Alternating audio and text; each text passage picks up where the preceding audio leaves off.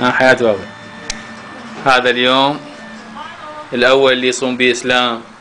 هاي باقي عن الفطور أقل من ربع ساعة. هو شلون تعبان. اليوم 16/9/2007 يوم الأحد. هذا النونو صايم. حياة بابي. باقي ايش قد عن الفطور؟ أقل من ربع ساعة.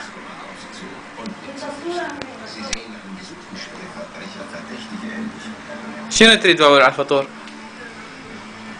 ها؟ مصطفى كتابي. شنو هو؟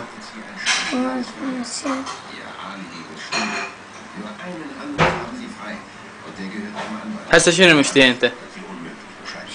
شنو مشتهي تاكل؟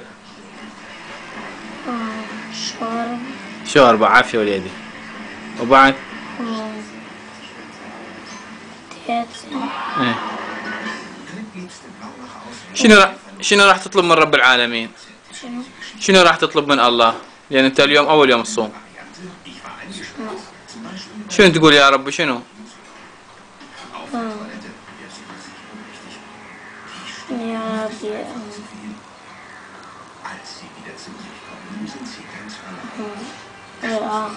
واي حسنات ويروح للجنة إن شاء الله.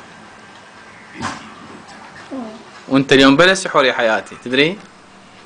ما سحرت. شنو سحرت؟